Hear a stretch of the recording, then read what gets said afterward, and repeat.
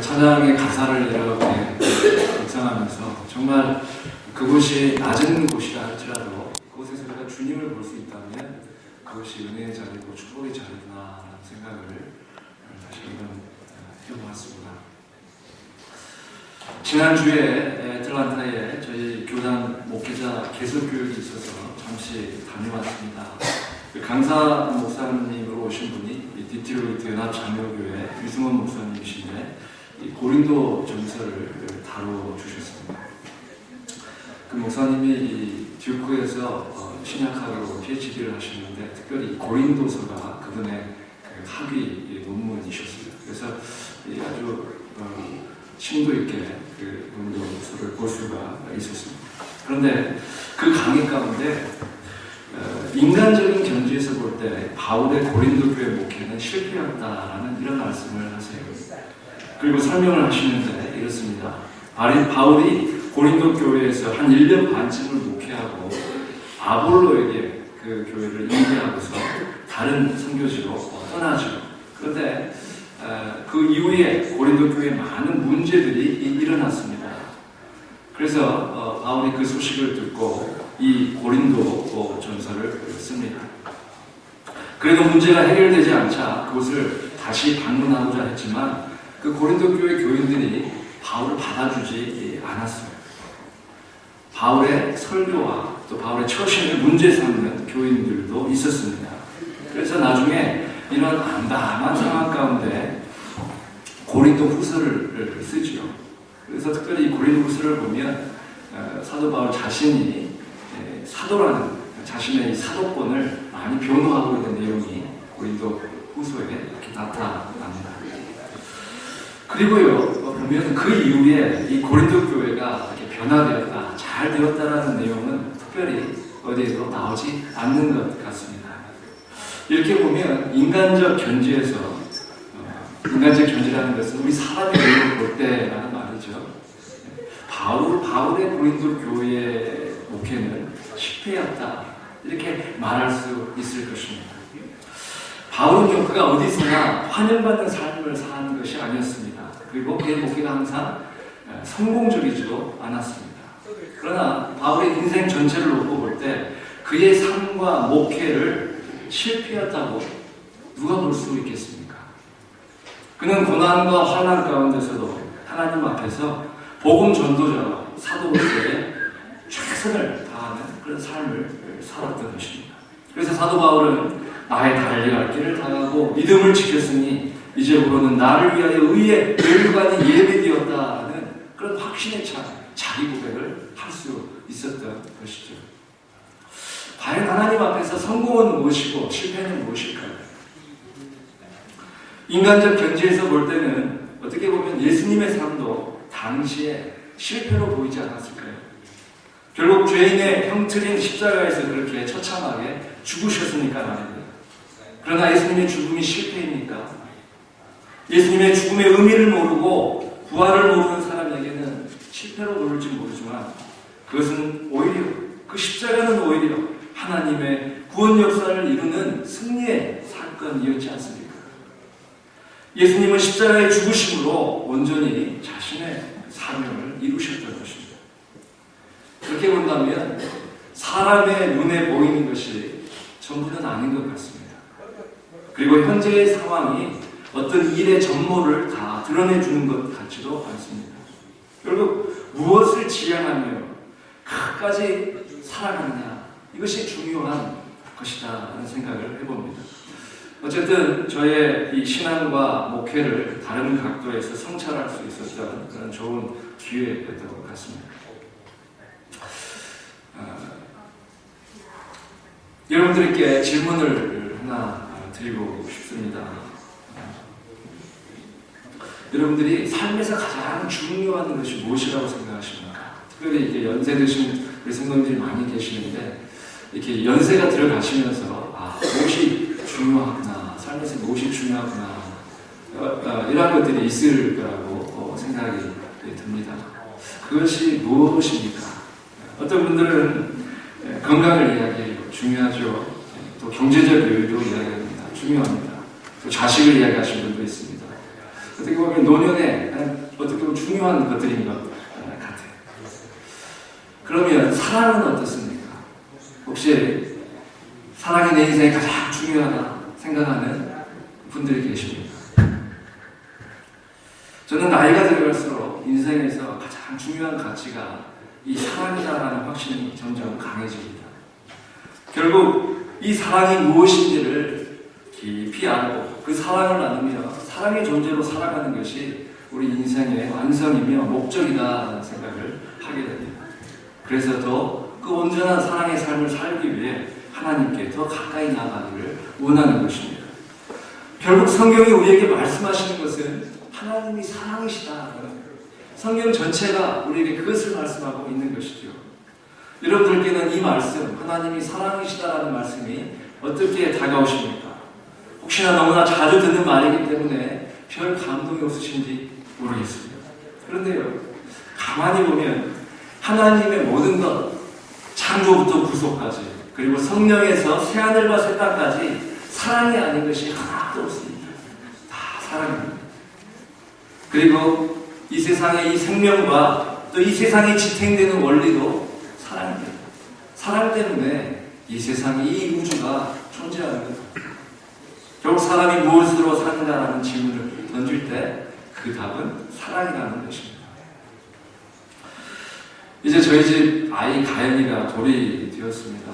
아기를 키워보니까 하나님의 사랑이 무엇인가를 또 새롭게 알아가는 측면이 있습니다.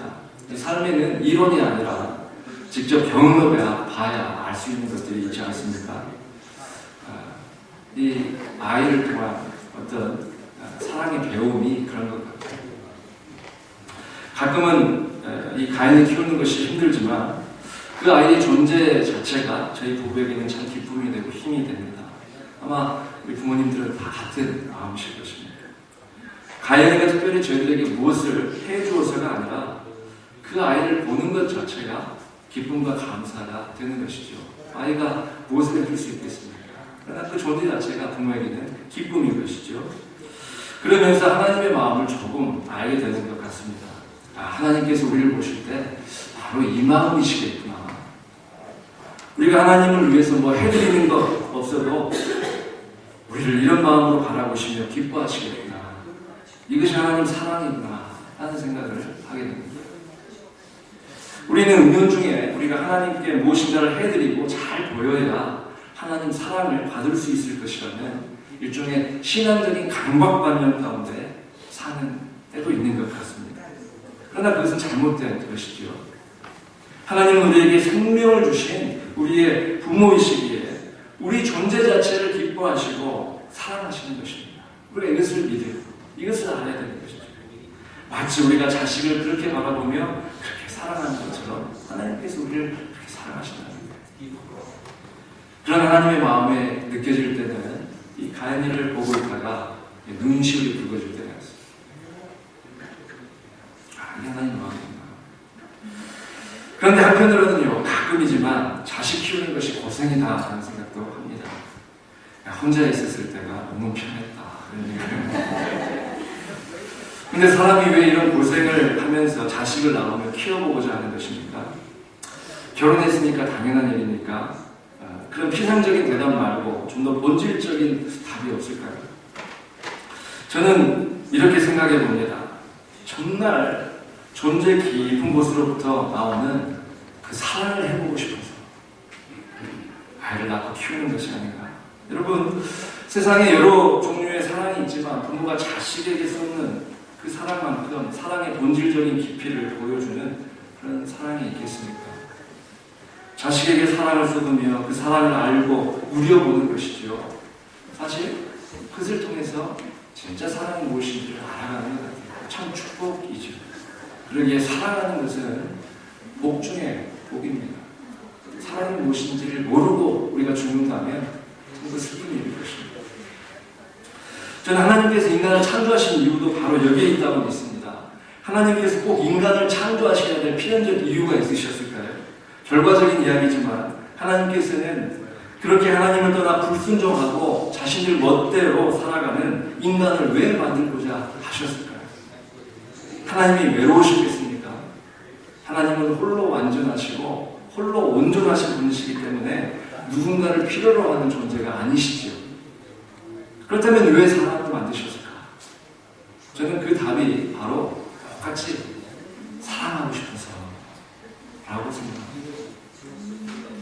하나님께서는 하나님의 형상을 닮은 인간을 창조하시고 그 사람과 친밀한 사랑의 관계를 누리기 원하셨던 것이죠. 그것은 하나님이 인간과의 교제가 필요해서가 아니라 하나님 자체가 사랑이시기 때문에 그 사랑이신 하나님의 속성 가운데 자연스럽게 발현된 그런 일이었습니다. 하나님은 사랑과 더불어 사랑하고 싶으셨던 것입니다. 그런데 사랑의 관계에서 중요한 속성이 무엇입니까? 사랑은 주는 것이라는 거예요. 여러분, 만일 우리가 이 사랑의 관계에서 서로가 받기만을 원한다면 거기에 사랑이 성립이 될 수 있을까요? 사랑의 관계가 성립될 수 있을까요? 어렵죠. 그러기에 사랑은 본질적으로 받는 것이 아니라 주는 것입니다. 그래서 사랑이신 하나님께서는 우리에게 그런 주시는 사랑을 끝없이 해오신 것입니다. 우리를 창조하신 일이 그렇습니다. 생명을 누리는 은혜를 주셨습니다. 그러나 하나님의 사랑은요, 창조뿐만이 아니에요. 우리의 구속도 그렇습니다. 왜 하나님께서 사람의 모습으로 이 땅 가운데 오셔서 인간의 모든 그 실존을 경험하시고 그렇게 십자가 고난의 승잔을 마셔야 했습니까? 사랑 때문에 아닙니까? 우리를 구원하시기 위해 예수님 자신의 몸을 희생제물로 드리신 것 아닙니까? 하나님의 사랑이 바로 우리의 구원으로 나타났다라는 것입니다. 또 성령은 어떻습니까? 왜 하나님께서 우리에게 성령으로 나타나셔서 우리와 함께 하시는 것입니까? 우리를 사랑하시기 때문입니다. 우리의 신앙 여정에서 길 잃고 방황하지 않도록 우리를 위로하고 안내해 주시기 위해 하나님께서 친히 영으로 우리 가운데 거하십니다. 그러기에 성령님을 알고 맛볼수록 그 가운데서 하나님의 깊은 사랑을 체험하는 것입니다. 우리에게 약속하신 새하늘과 새 땅 역시 마찬가지입니다. 우리 인생길이 참 고달프고 눈물 많은 날 없지만 하나님께서 약속하시고 이루실 그 새하늘과 새 땅, 애통함과 눈물이 없고 오직 하나님만이 우리와 함께 거하시는 그 완전한 구원의 경지를 소망하며 인내하며 달려갈 수 있는 것, 그것 역시 하나님의 사랑 때문이라는 것입니다. 이렇게 보면 하나님께서 말씀하시고 약속하시고 행하시는 모든 일이 사랑 아닌 것이 없습니다. 한마디로 하나님께서 사랑이시거든요. 다른 말에 사랑은 하나님의 존재 양식이고 하나님의 행동 양식입니다. 그러기에 우리 기독교 신앙은 사랑으로 시작해서 사랑으로 종결됩니다. 오늘 본문은 우리가 너무나 잘 아는 사랑장이죠. 그러나 말씀을 아는 것과 말씀대로 사는 것은 별개의 문제이죠. 여기 우리의 아픔이 있는 것 아닙니까? 오늘 말씀에 나온 사랑은 우리가 스스로 행할 수 있는 사랑일까요? 모든 것을 참으며 모든 것을 믿으며 모든 것을 바라며 모든 것을 견딜 수 있는 사람이 있을까요? 겉모양이 아니라 동기까지도 완전한 그러한 사랑을 누가 실천할 수 있겠습니까? 그것은 예수님만 가능합니다. 오늘 말씀에 나오는 그 사랑은 예수님만 가능한 사랑입니다. 이런 사랑은 하나님의 존재 방식이지 인간의 것은 아닙니다.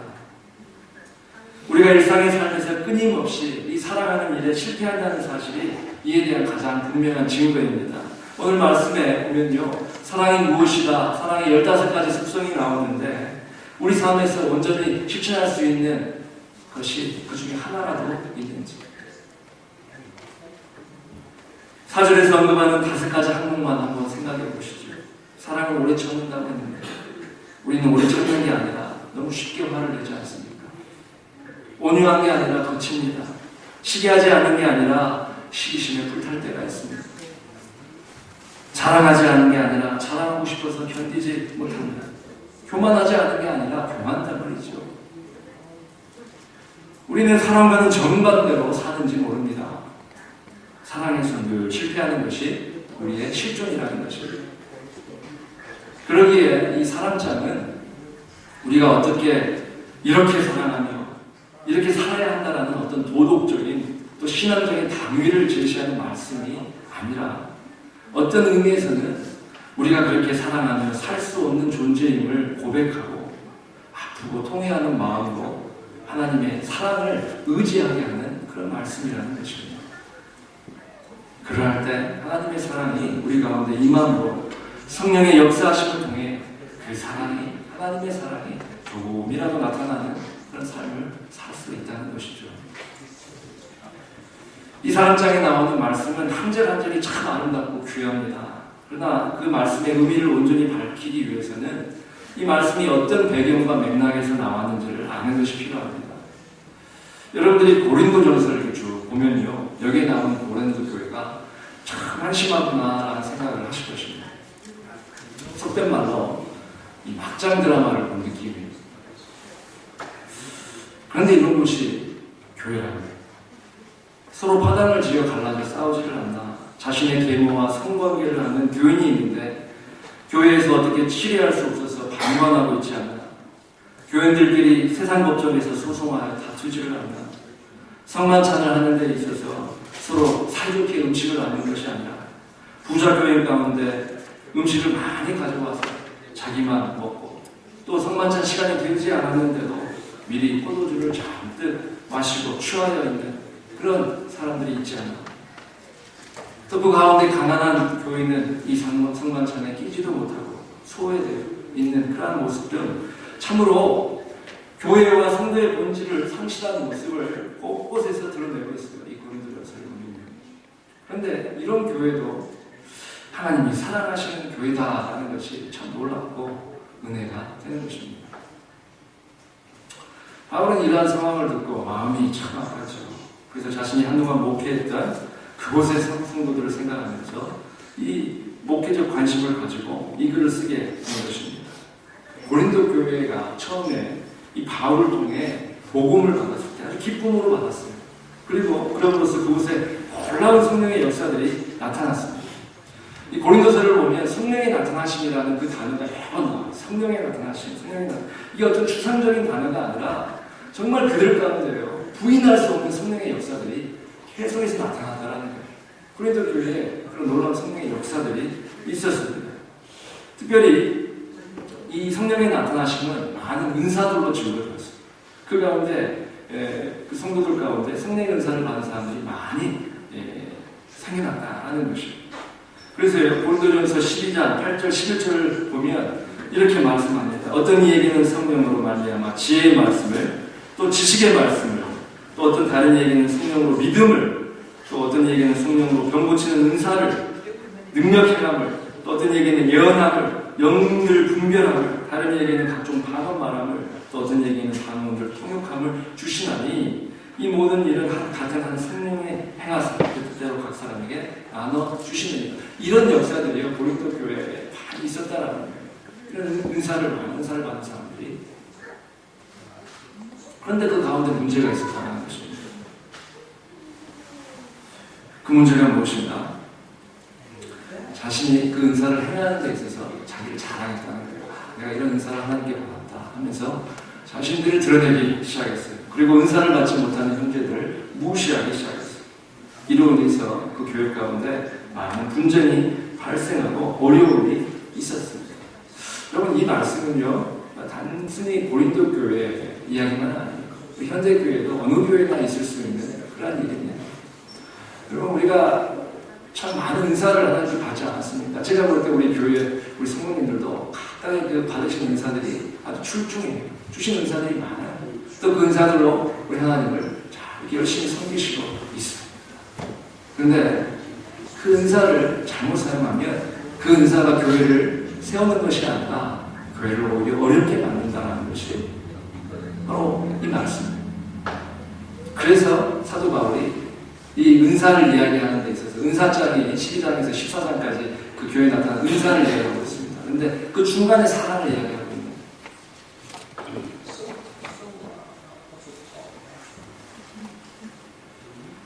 은사를 잘못 사용함으로 주님의 몸 된 교회를 세우는 것이 아니라 스스로 주님의 몸을 허물고 있었던 것입니다. 그러기에 바울은 이들을 향하여 너희가 사랑을 아느냐라고 외쳤던 것입니다. 그래서 고린도전서 12장 31절 13장으로 넘어간 바로 전절이 보면 너희는 더욱 큰 은사를 사모하라. 내가 또한 제일 좋은 길을 너희에게 보이리라. 이렇게 하면서 사랑을 말씀하십니다. 여기서 가장 좋은 은사, 가장 좋은 길이 바로 사랑이라는 것입니다. 아무리 큰 은사를 받았다고 할지라도 사랑이 없으면 아무것도 아닌 것입니다. 오늘 본문 1절에서 3절 말씀을 한번 보십시오. 우리는 은사 그러면 대개 무엇을 생각하십니까? 능력으로 병을 고치고 방언, 천사의 말, 예언하는 능력이 있어서 모든 비밀과 모든 지식을 알고 산을 옮길 만한 믿음과 모든 것으로 구제하는 것과 몸을 불사르게 내어주는 것, 이런 것들을 은사로 봅니다. 얼마나 대단한 은사입니까? 여러분, 자기 몸을 불사르면서까지 남을 도와주고 구제하는 것, 그거 정말 사랑 아니면 할 수 없지 않겠습니까? 그런데 오늘 말씀을 보면요, 이것도 사랑이 아닐 수 있다는 거예요. 겉으로 자기 몸을 불사르게 내어주는 그런 엄청난 구제의 행위가 있다 하더라도 정말 그것이 사랑의 그 마음이 없이 할 수 있는 그런 외적인 행위일 수가 있다는 거예요. 과연 그러면 사랑이 뭘까? 이거 어떻게 사랑을 할 수 있을까? 하는 생각을 이 말씀을 통해서 하게 됩니다. 그럼 우리가 어떻게 해야 할까요? 무엇을 하든지 다 사랑으로 해야 합니다. 주님의 사랑에 접촉되어서 그 사랑이 부음받아서 모든 것을 사랑으로 행해야 한다는 것입니다. 그러면 사랑이 무엇일까요? 오늘 4절에서 7절 말씀 보면 우리가 참 아는 말씀이 있습니다. 이 말씀에 보면 사랑을 여러 가지로 표현하고 있습니다. 먼저 바울은 사랑은 오래 참고 온유하다고 해요. 이 말씀의 의미가 무엇입니까? 되게 사람들은 억울한 일을 당해 힘들어하는 사람들에게 뭐라고 권면합니까? 참으라, 네가 참아라. 참는 자가 복이 있다. 이렇게 하죠. 그런데 막상 자기가 억울한 일을 당하면 어떻게 합니까? 나는 절대로 참을 수 없다. 한번 두고 보자. 이렇게 생각합니다. 오래 참긴 참는데 온유한 마음으로 오래 참는 게 아니라 너 어떻게 되나 보자 라는 마음으로 오래 참는다는 것이죠. 그러므로 이 사랑은 참고 사랑은 온유하다. 이 말씀은 우리를 책망하는 말씀입니다.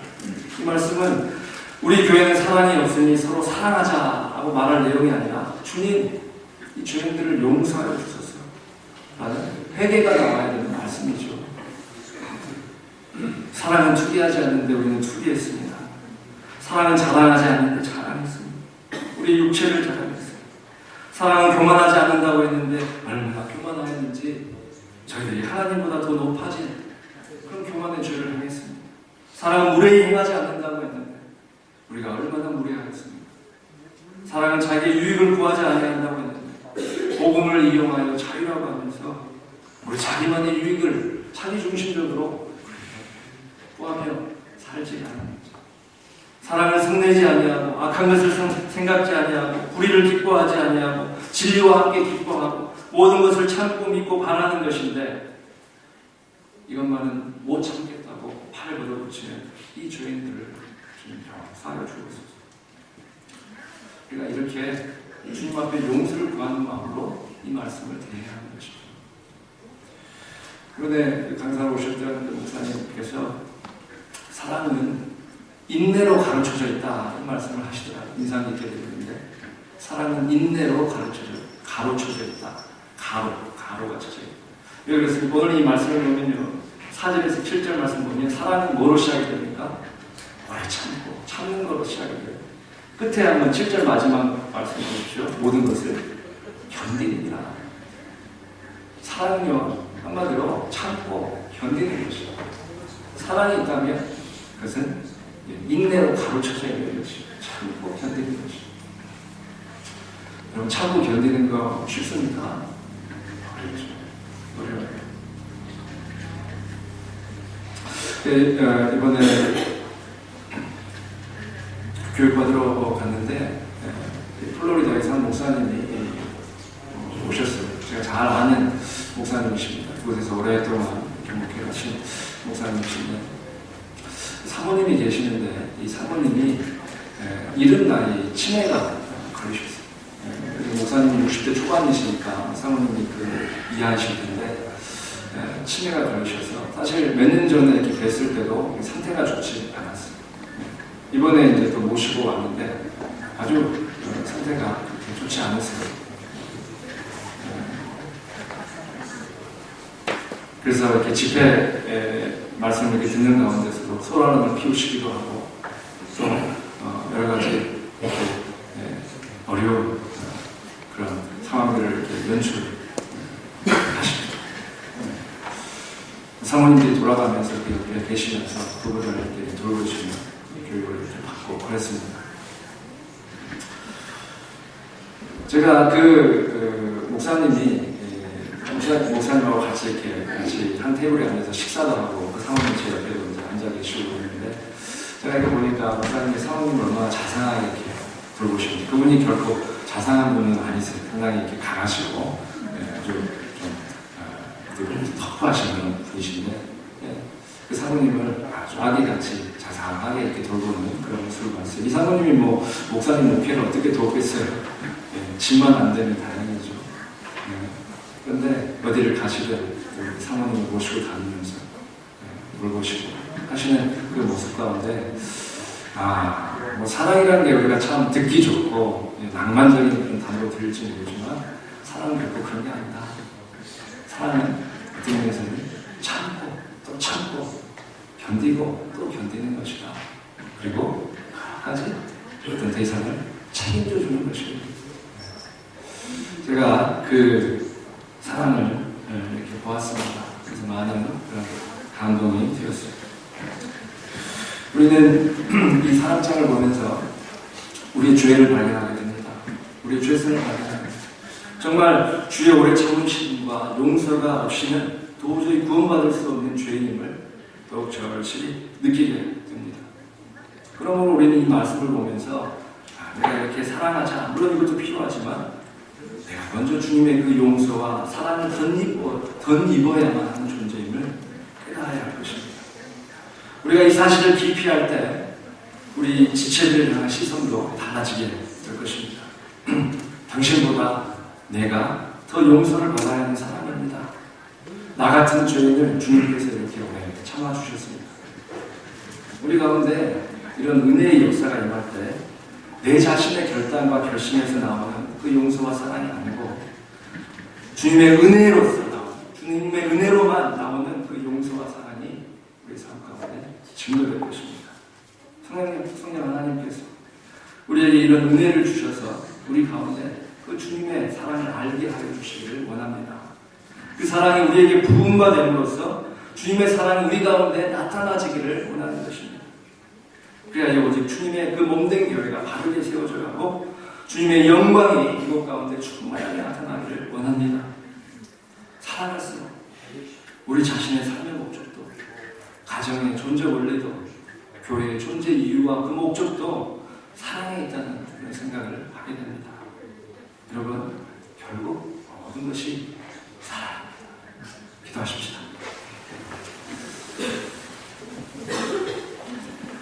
주님, 현저히 사랑도 모르고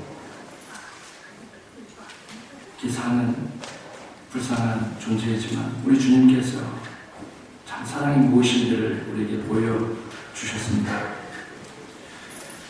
그 사랑을 받은 저희를 어떻게 살아야 하겠습니까?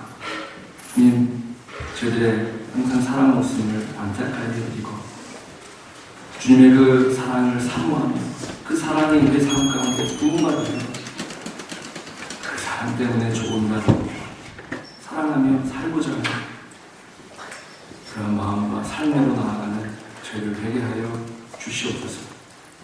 아버지, 결국 이 인생에 이 사랑에 있음을 알고 저희들이 할 수 있는 대로 사랑하며 살 수 있게 하여 주시고 저희들의 신령의 그 사랑을, 저희들의 가정의 그 사랑을, 저희 교회 가운데 하나님의 놀라운 사랑을 부어주신 것, 저희들이 이 사랑을 통하여서 정말 행복한 삶을 살아갈 수 있도록 주께서 역사하여 주시옵소서.